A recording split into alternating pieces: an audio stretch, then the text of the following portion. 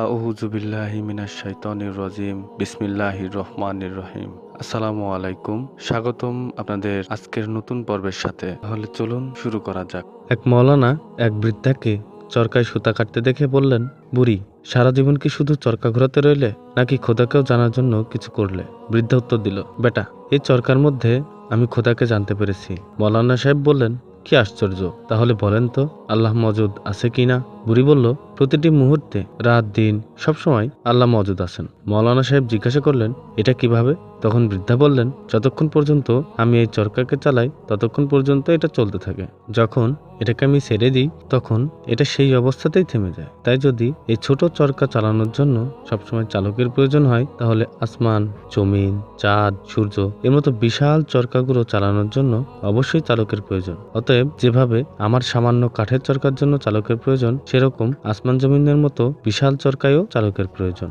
যতক্ষণ পর্যন্ত সে চালাতে থাকবে ততক্ষণ পর্যন্ত এসব চরকা চলতে থাকবে এবং সে যখন ছেড়ে দেবে তখন থেমে যাবে। কিন্তু আমি কখনো সময় জমিন, আসমান, চাঁদ, সূর্যকে থেমে থাকতে দেখিনি। এতে প্রমাণিত হয় যে এদের চালক সবসময় মজুদ আছেন।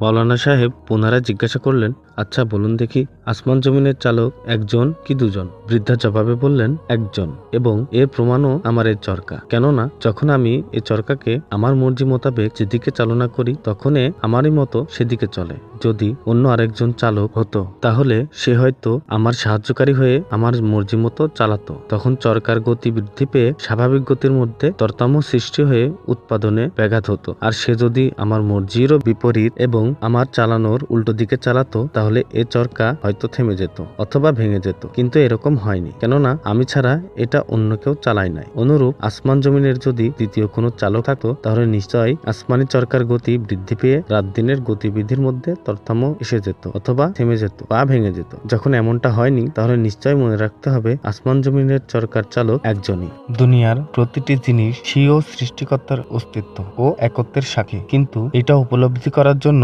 সুষ্ঠু জ্ঞানের প্রয়োজন। গল্পটি যদি ভালো লাগে তাহলে অবশ্যই লাইক করবেন, কমেন্ট করবেন এবং এরকম আরো নতুন ভিডিও যেখানে থাকবে ইসলামিক গল্প এবং নবীদের জীবনী, আরো অনেক কিছু, তাহলে চ্যানেলটি অবশ্যই সাবস্ক্রাইব করে বেল আইকনটি ক্লিক করে রাখবেন। ইনশাল্লাহ দেখা হবে আগামী পর্বে। সে পর্যন্ত সবাই ভালো থাকুন, সুস্থ থাকুন। আল্লাহ হাফেজ।